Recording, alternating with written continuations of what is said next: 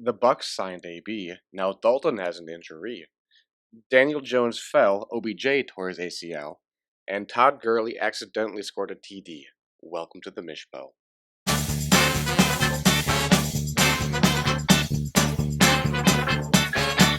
Alright, well, you guys are probably wondering why this is, why there's no video here. Well, that leads us to the business section of this episode. Um, so, as you guys may or may not know from the last week's newsletter, Bree and I have been looking at houses, and I said that on Thursday we would be looking at two that day.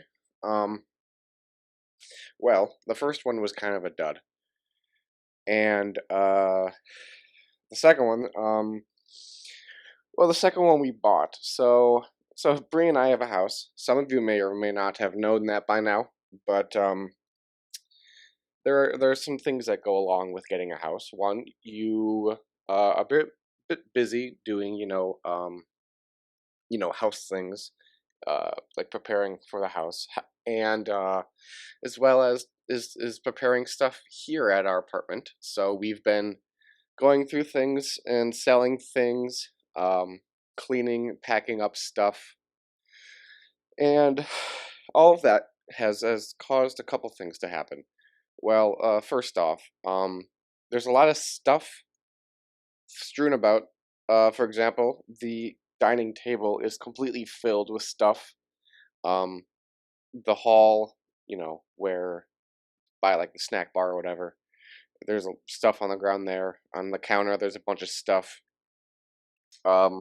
It's just kind of a mess up in here, and I would have had to move a lot of stuff around to get that shot that I usually have for the episode. Um, and it's kind of a lot of work for that. And plus, I didn't really want you guys looking at a messy background, so uh, there's that.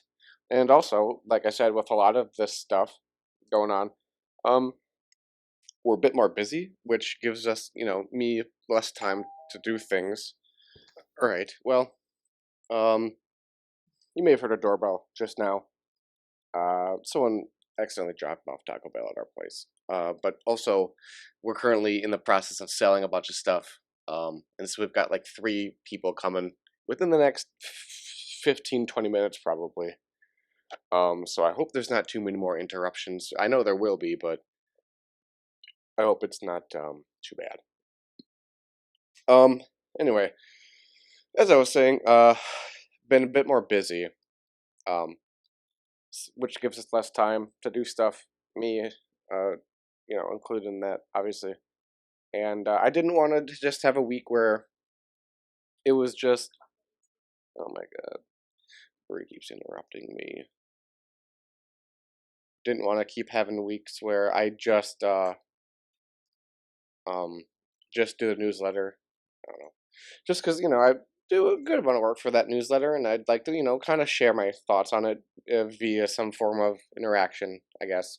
So I decided to go audio only. So it's a bit different, but I know for sure there's some of you that listen to it like a podcast, which is something that I'm hoping I'll get running. I created a podcast form of this, so hopefully when you guys are hearing this, you have the option to not only listen to it on YouTube, but as well as via any podcast app that you should desire to use. I don't know if it'll be up and running right away, but yeah. So that's the business. And just for kind of so you guys understand the timeline here, we are closing on the house on the 1st of December. So that's the current plan, to close on the 1st of December, and probably not moving until the 5th. So after that, maybe expect some video versions of Mishpo. But if you guys don't mind there being no video and the audio will suffice for you, we could maybe just stick with this for some time, because this is easier for me, and it may be easier for you if it's in a podcast app, Because, yeah, I don't know. So that's the business. And I just remembered, even though it's still video, or still, even though it's audio only, um, I'm still going to be drinking, obviously. So here we got a nice little beer. And I was like, oh, I'll grab a beer for this recording. Um, I accidentally cracked the first one, and so I had to go get a second one. Which, I mean, it's not the end of the world, but hey. Um, another thing that could go along with this audio only podcast version of the Mishpo is I could have the episodes be a bit longer because generally podcasts are longer than 20 minutes. And I won't feel rushed because I feel, a lot of that time sometimes in those longer episodes are spent with no words or just kind of rambling. But podcasts, that's kind of how it is sometimes. They just people ramble and talk about random stuff. But I'll try to keep this as close to on topic as I can. Most of the time, it will be that. I'm sure it'll be pretty similar to normal Mishpos. Same format, but for a little while at least, it will be only audio. So now that we've covered some business, let's get on to some of the transactions. And we had a bit of an exciting week this week for transactions. First up, Derek traded Brandon Cooks and Todd Gurley to State Farm for Hunter Henry and Antonio Gibson. Both of the running backs involved in this trade, pretty solid guys, with both of them being in the top 20. However, Todd Gurley, he's the number 9 running back on the year. As for the other two players, Brandon Cooks, he is barely outside the top 24 of wide receivers. And Hunter Henry is just outside, Cooks is just barely inside the top 24 wide receivers, and Hunter Henry is just outside the top 12 for tight ends. However, wide receivers score more than tight ends. So, also Cooks has been going off lately, scoring 65 points total over the last 3 weeks. So just thinking about the trade here. Overall, I'd say State won this. But at least Derek got Antonio Gibson out of it, right? That's a bit of a foreshadowing here. All right. Next up, Derek. Sense a theme here for this week. Traded Teddy Bridgewater to Sam for Derek Carr. I was there during the negotiations for this trade, and so I'm just going to say it. This was a 1-week lender to Sam because he thought Teddy Bridgewater would do better than Derek Carr. So it was a 1-week trade here because immediately following this week's games, they traded back. So basically how I determined who I thought won this trade was whoever scored points this week. Whoever scored the most points this week. So Teddy Bridgewater scored 19.16, and Derek Carr, he scored 19.26. So I guess technically Derek won because Derek scored more points. But, I mean, those point differences, had the quarterbacks been on the teams that they originally were on, and I guess currently are on, wouldn't have affected the outcome of the matchups. So essentially, what I'm saying is this trade was a giant waste of time, both mine and yours, because I've been talking about it for a couple minutes, and people had to avert their eyes to their phones and such as the trade went down twice.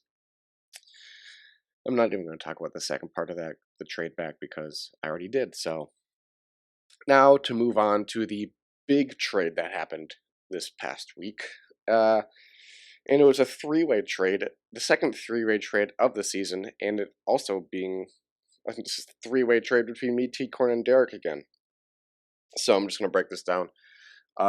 I traded away Miles Sanders, Michael Gallup, and a 12th round pick for next year in exchange for Darrell Henderson, Chase Claypool, and T-Corn's 7th round pick for next year.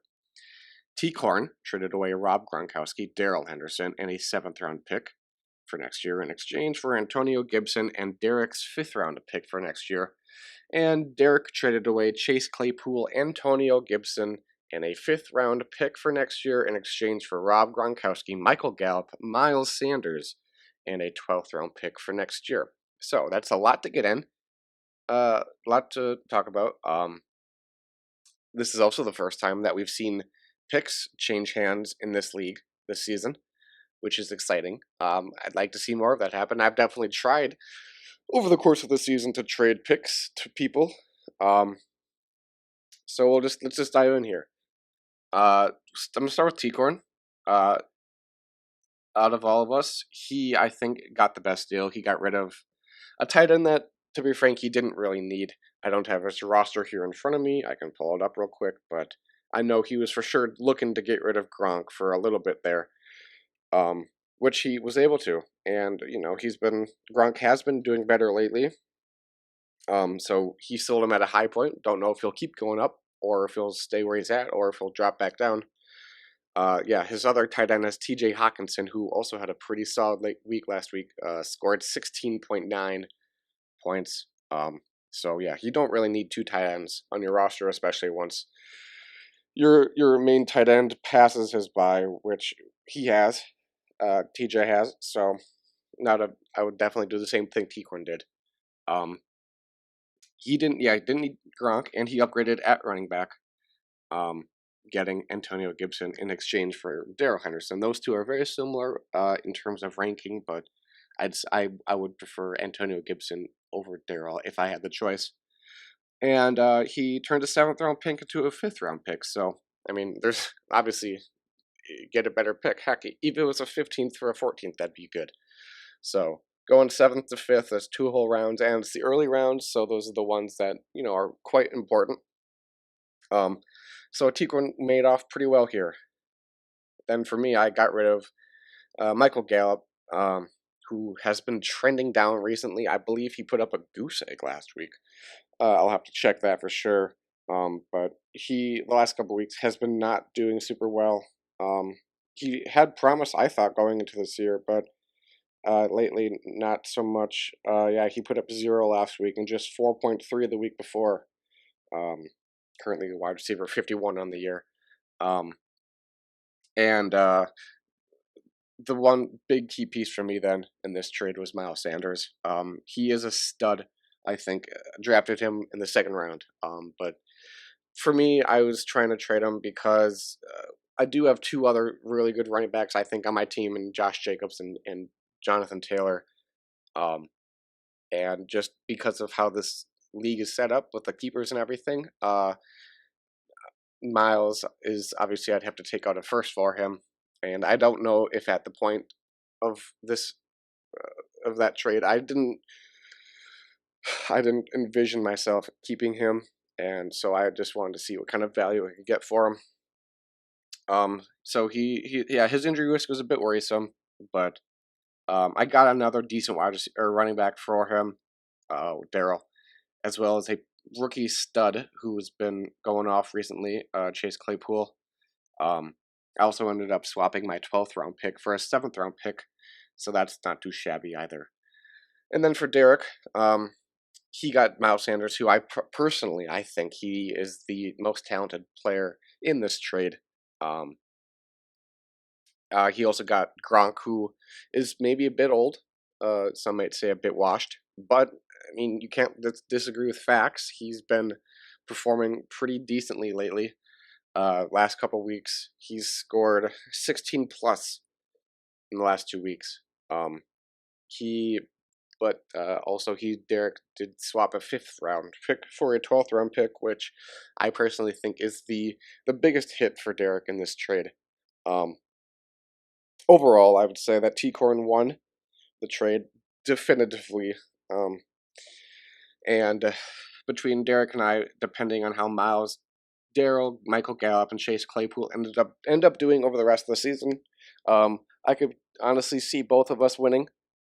Derek, he would get obviously a stud running back, and Gronk, obviously depending on how he does too, he could perform very well and be a solid component to Derek's team. And like I said, Miles, his injury risk is there, but if he plays, he's great. So, and then, I got a better pick. I got a 5th or a 7th round pick for my 12th. So, honestly, I think anybody here we could all win this trade. So, that was a bit, a bit delve right there, but you know, when it's out here, you can go a bit longer. Don't really have to perform for the camera. All right, now we're gonna move on to the game recaps. First, we have me versus State Farm. Um, oh, this game was basically over by the like halftime of the noon games. It was just a big disaster for me. I Man, my team has just been falling apart. Like 6.1 out of Josh Jacobs, 1.4 out of Mike Williams, who the week prior put up 20 plus points. Schultz has been doing poor lately. Robert Woods even only put up 4.5. Heck, my kicker put up 12 and my defense put up 15. Those are two of my best scoring players on the week. In state, he didn't have nothing short of great performances. His lowest performing was Zerline with 4, and then he had Devontae score almost 45. He had a couple 30s, near 30s. Actually, just one, but Tyler Boyd with 27.74. This one, like I said, wasn't even close. State Farm crushed me 172.94 to 108.8. And obviously, with the score like that, State Farm, you're going to win the beer, so you got that coming to ya. Next, we've got Michael versus T-Corn. This one was also quite a blowout. Justin Herbert, he's just been doing phenomenal ever since he's come in. Put up nearly 40. Terry McLaurin finally decided to show up, putting up 22, and Keenan Allen put up 22.5. So scores like that, hard to do poorly. T.J. Hawkinson, that last drive for him really helped him out. Probably got close to 10 points, 8 points on that drive at least. Finished with 16.9. So this one also, like I said, wasn't very close. T-Corn ended up winning 143.18 to 86.98. Next, we had Macy versus Caleb. This one was a bit closer comparatively, but still not that close. Macy, I believe, had the lowest points on the week. And Caleb finally was able to get a win after, I believe, at least a 2-week losing streak. Looking around here, you Godwin, who he eventually broke his finger on his touchdown reception, scoring 23.8 fantasy points. Godwin did, but you could maybe expect him to miss next week. He's just been riddled with injuries this season. So it's a bit unfortunate for you there, Caleb, but hey, you got to win this week. You beat Macy 118.28 to 79.52. This next one is Fiala versus Bruce. Probably the highest scoring game of the week. Maybe that or State Farm and I, just because of State Farm's massive amount of points. But this one, both teams scored over 125 points, and that's the only matchup this week that that fact's true. This one was decently close. Out of all the games I've covered so far, this is the closest one. Not the closest one on the week, but just the closest one I've covered so far. Fiala, he had some solid performances. Kyler had 36.1, Hopkins 23.3. Other pretty decent performances. His kicker got himself 13. However, he did have the issue with a couple other players, with CeeDee Lamb getting 0.1 and Devonta Freeman getting 0.8. So, had those guys performed up to what you were hoping for them, or maybe even half that, probably, you would have been looking at a dub there. But Bruce, oh man, yeah, that Tyler Lockett guy got yourself 53 points. That freaking crazy 15 receptions, 200 yards, and 3 touchdowns. I don't know if you guys watched that game, but that was honestly probably one of the best games I've watched all season. Kyler and Russ were just going off. DK Metcalf with the tackle from behind, saving that touchdown. And I don't know if you guys saw Lockett. I think it was the second touchdown, but at the back of the end zone, Russ just did that short lob pass, and it just fell right in there. His feet slid in for the touchdown. It was very good. Yeah, so Bruce ended up winning 145.48 to 129. So just even if you have a good week, you're still probably going to lose to Bruce, which is how it's been going this season. Um, so yeah, just how it happens, and like just like that, Bruce is still undefeated. So next matchup, Colin versus Sam. This one was fairly close. Difference of about 13 points. Actually, I'll do some quick maths here. It's 13.2 points here difference. Uh, this one it came down to the Monday night game. Uh, Sam had Alden Robinson, and Colin had the Bears defense. I can't remember. Obviously, if you take those points away, it's still sort of close. But Colin, he had the lead going into the matchup, and he never relinquished that. Decent performances from guys. AJ Brown, 27.3. Cole Beasley, 22.2. Um, did have some stinkers though. Zeke got a 6.1. Might have to start worrying about him a little bit.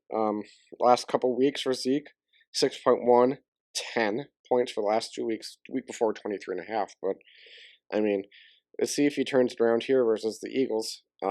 That's maybe another another foreshadowing here. But on Sam's side of the ball, he just didn't have the type of production from guys that he was hoping for. Derrick Henry only got 15.2. Chatty got 19.16, and he has been doing decently well in the season. I mean, he's definitely scored more points this season, definitely scored less. Robbie Anderson, also a bit of a low week for him. Not the lowest point total, but third lowest point total for him on the season. Just kind of hoping for more stuff out of guys, and trust me, I know about that. Colin ended up winning 124.36 to 111.16, so 13.2 point differential.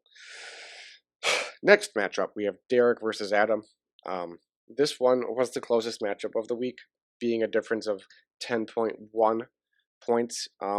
Also, the lowest scoring matchup, both teams under 100 points. This one was a lot of low scores here. Cam Newton 2.82. You had Chase Claypool negative 0.2 points. And then on the other side, you had Jerick McKinnon with negative 0.1. Never seen that, where two teams going against each other both have a player with negative points. Unless maybe it was a bad matchup for defenses, but I'll just jump to the chase here. Adam won 92.12 to 82.02. And finally, we had Brian versus Lincoln. This one was also not super duper close. Difference of almost 50 points here. So quite a decent beat down from, I'll just give it away here. Brian beat down on Lincoln pretty good. Rogers put up nearly 30. DJ Moore put up 25. Darren Waller put up almost 20. AJ Green put up 15. So decent performances here for him. And then on the other side of the ball, Frank Gore, 6 points only. DK only 4.3. Darius Slayton only 4.3. Mahomes, he only had 12 points, which is definitely not Mahomes like. So yeah, this matchup ended up being 129.62 to 82.2 in favor of Brian. So that was this week's matchups. Moving on to the power rankings. We're going to start with obviously number 14 here. Number 14, we've got Michael. He lost to T-Corn. What was that? It was a not very close matchup. Lost by about 60 points. So obviously you can do better than that. Michael's team falls to 1-6, and I would know it's not a great place to be. So, it's going up another kind of poor team next week. Which brings us to number 13, myself. As you all know, I'm sure, Bruce. Obviously, thankfully, happily for me, joyfully, it was amazing. Put that GIF of the steamroller in the group chat, and he said that was what State was doing to me, which I don't disagree with. It just when kicks you when you're down. That Bruce guy. No, he's good. Um, it was kind of funny though. I did send that GIF immediately afterwards into a different group chat that Bruce was also getting steamrolled. Um, so that felt pretty good. That felt good. So, and I go up, against another kind of bad team next week. So I'll see how that goes for me. Number 12, we've got Derek. Uh, this season you have put up decent points, but you've also not put up decent points, which is what you did last week against Adam, putting up what was that, the second least amount of points? Yeah, second least amount of points. Oh no, yeah, second least amount of points, just barely edging out Lincoln by 0.18. So yeah, you are going up against a decent opponent next week, and someone that we're going to talk about later bit. But yeah, Derek at 12. Number 11, we've got Caleb. You did get a victory last week, as I mentioned. You didn't put up the most amount of points, but, you put up what you needed to put up, so that's good for you. You are going up a pretty solid opponent next week. Both of you coming off wins. So we'll see how you do. Number 10, we've got T-Corn. Put up a solid dub last week against Michael. And a lot of points, put up 143.18, so that's pretty good for you. You're going up against a decent opponent next week, so we'll see how you can perform in that matchup. Number 9, we've got Macy. As I mentioned earlier, you put up the least amount of points this past week. I believe that may be 2 weeks in a row, which is unfortunate. But you are going up against a similarly ranked opponent, I'd say, for you. So hopefully you can get things turned around.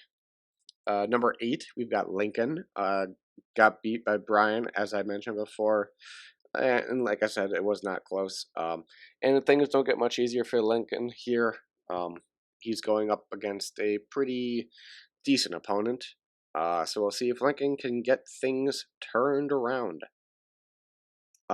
Number 7, Sam. You also lost last week. You did put up a solid amount of points. So that was good.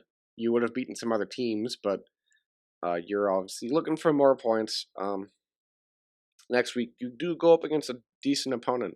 When I say decent, I mean someone that may or may not have scored the most points in a week recently. You did that a couple weeks, last week, 2 weeks ago. So maybe you can get some of that juju that you had then and put it in now. So Sam at 7. Number 6, we've got Adam. You won last week against Derek. You didn't score a lot, but like Caleb, you scored enough. So that's all you kind of really want in matchups here. Your opponent this upcoming week is a bit they're coming off win, and so they'll probably be looking to continue that win streak. So we'll see if you can do the same. Number 5, we've got Fiala. You put up a lot of points last week. Let's see here, like the 4th most, I think, out of everybody. So that's definitely not anything to hang your head about. But obviously, always looking for that dub. You are 4-3 now after being undefeated like a couple weeks ago, at least 3 weeks ago. I can't remember if you're on a 3-game losing streak, but still in a good position here. Next week, you go up against an opponent that you may or may not be able to beat. You are looking at some buys for some of your players, some of your key players, in fact. So you may have to kind of, do some maneuvering to try to get yourself a dub next week. Number 4, we've got Brian. You beat Lincoln. Just looking at the scores here, you put up a decent amount of points. Would have beat most everybody. So pretty good for you there. And this week, you're going against a opponent that I don't imagine it would be too difficult to beat. However, stranger things have happened. So number 3, we've got Colin. You are slowly looking to be one of the top dogs in this year's league. You have a 5-2 record coming off a victory. Um, However, you do go up against a very decent opponent next week, so we'll see if you can keep things rolling. Number two, we've got State Farm. You, obviously, as I mentioned earlier, freaking smushed me, um, which wasn't very nice, I might say. But hey, I mean, there's not much you can do about it. You score points, you score points. Um, you do go up against this decent opponent. So let's see if you can keep those high points rolling. Which brings me to number one, Bruce. I mean, I don't really know what to say here. Your team is just every week winning, obviously, and now you've got a a guy who can put up 50 points in a week. So you're going up against a decent opponent. But yeah, I guess we'll see how you keep going because you just keep managing to get those points. So Bruce at number one. All right, we will now move on to this week's matchups. Start off with me versus Michael, a battle of the bottom two. Both teams are 1-6. One of them's got to get their second win here, unless it's a tie, which is very unlikely in fantasy football, but it's obviously possible. Key player for me here, Josh Jacobs, who put up a very disappointing 6.1 points last week. But he's going up against Cleveland, who is not a great defense. They do like to give up points.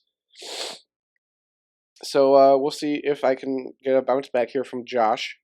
And then we've got Deontay Johnson, who returned from injury and just put up 30 points almost. So I'm pretty psyched about that.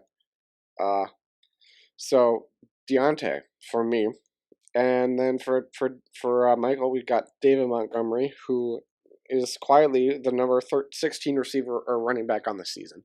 Last week put up almost 12 points, which isn't the highest, but decent. And then we've got Jerry Jeudy, rookie star, who a couple weeks ago had a pretty crazy touchdown. But the last 2 weeks, he's only put up a total of 9.2 cumulatively. So we'll see if he can bounce back this week against the Chargers. For this matchup, I have got the winner being myself. I really hope I'm right this time. But I guess we will find out. Next, we've got Caleb versus Adam. Key players for Caleb. We'll start off with a little bit of Carson Wentz, who is the number 7 quarterback on the season. Last week put up a decent amount of points against the Giants. And he gets another present this week because he goes up against the Cowboys, who is just offensively and defensively falling apart. We'll see how many points he can do against those boys. And then speaking of number 7 ranked, we've got Dalvin Cook, number 7 running back on the season, despite missing obviously last week because of the bye, but then the week before because of injury. We'll see. He's looking to come back this week, so we'll see if he can do that. And he's going up against the Packers, who, I mean, I kind of watch the games because I'm a fan, not really analyzing their defense, but they're a pretty decent defense, I think. So we'll see how Dalvin can do against his divisional opponent.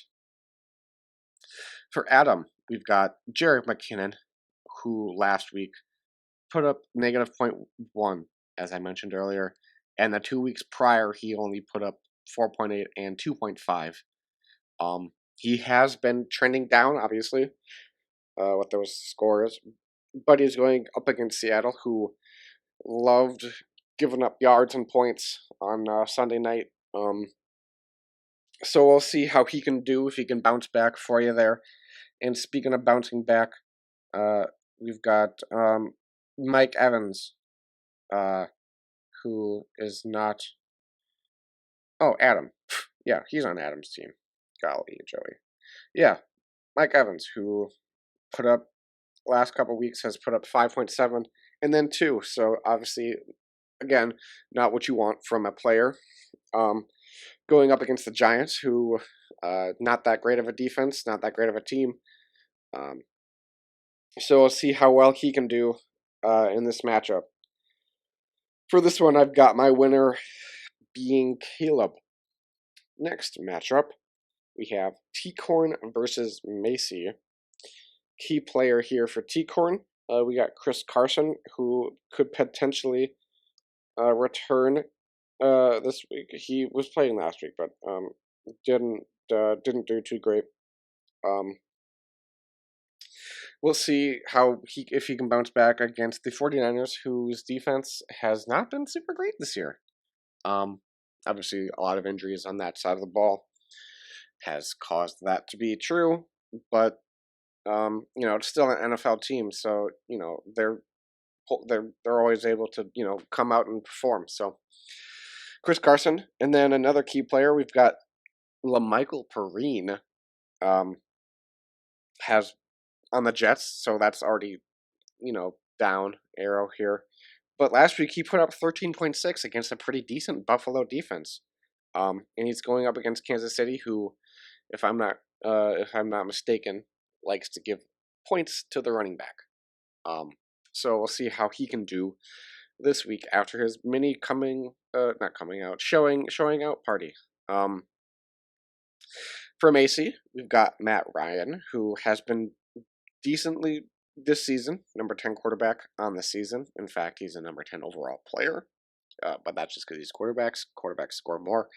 But last week was a bit of a down week. He was expected to perform a lot, similarly to how he did the week prior versus the Vikings. But he scored about half of what he did the week prior. He's going up against Carolina, whose defense is not that great. So we'll see if he can bounce back and can get the job done for you, Mace. And then we've got Stefon Diggs, who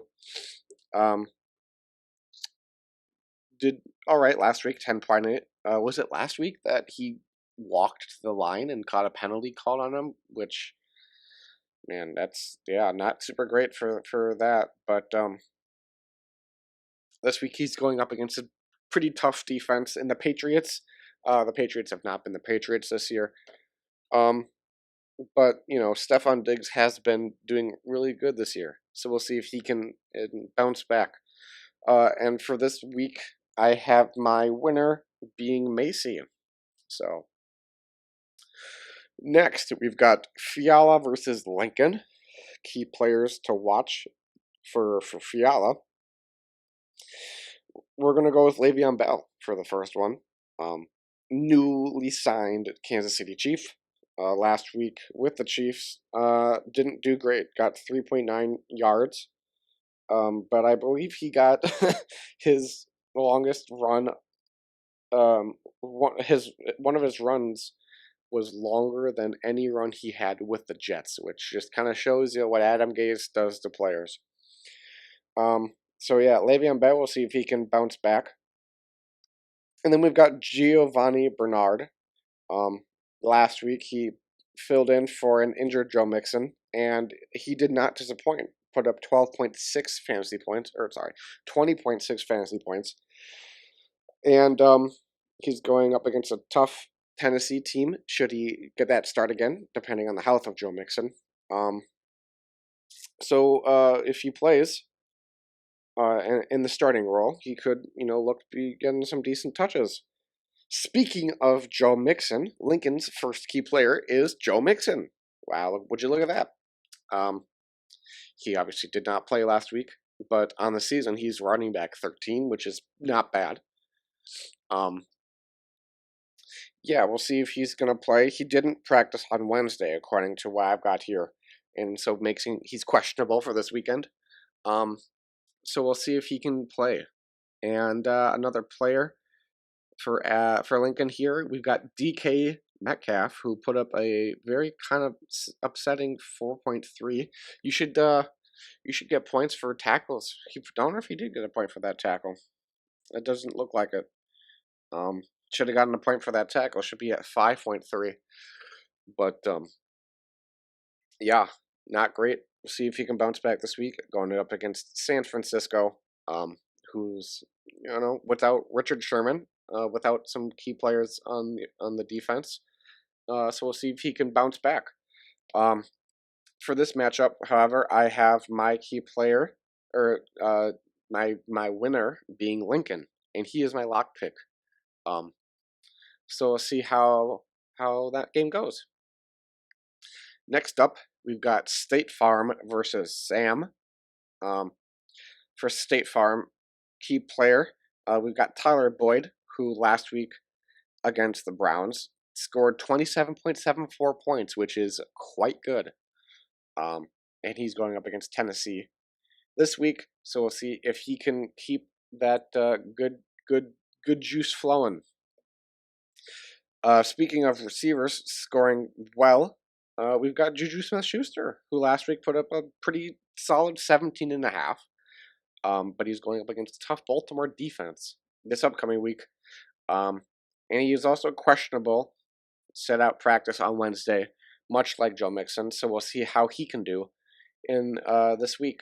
And then that moves us to Sam. Key player is newly acquired quarterback Derek Carr. Last week, as I mentioned earlier, scored just about 19 points.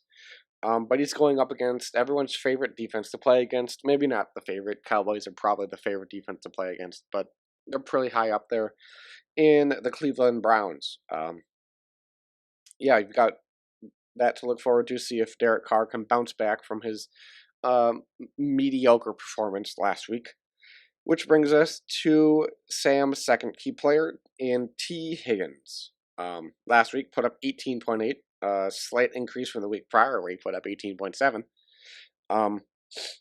And he's going up against Tennessee. Man, a lot of these matchups are having similar key players from similar teams. So we'll see if T. Higgins can keep it rolling. Maybe he'll score 18.9 this week. Who knows? Key player, T. Higgins. For this matchup, I've got my winner being State Farm. Bruce versus Colin is our next matchup. Key players for Bruce, we've got Joshua Allen, who was a bit upsetting for Bruce, I'm sure. Last week against the Jets, only put up 15.38. Did the Jets win that game? I don't remember. I don't think so. Maybe I'll have to check real quick. But this upcoming week he's going up against New England, who, as I mentioned earlier, is a pretty solid defense. So we'll see how well he can perform. No, the Buffalo Bills won 18-10, but man, what if that had been something if the Bills lost at the Jets? But yeah, so Bruce, key player, first up, Josh Allen. Second player, we got Evan Engram, who, if only he would have caught that lob pass, he for sure would have gone for some yards and potentially a touchdown with his speed. He still managed to put up a decent 10.9 points. This week he's got Tampa Bay, who did give up a touchdown to Jay Sternberger, a tight end, on tight ends day. Didn't know that was a thing, but apparently it is. So we'll see if he can, perform decently well for you. Next, for Colin, key player, we've got Ezekiel Elliott, who I believe I mentioned earlier in the show. Only put up 6.1. This week he's got Philadelphia, who's not that great of a defense. I mean, that entire division's kind of trash, but you know, yeah, the Eagles. Then we've got Jarvis Landry, who is most likely gonna be, actually definitely gonna be the wide receiver one for the Browns. After Odell Beckham Jr. tore his ACL. Man, this year has just been devastating for injuries.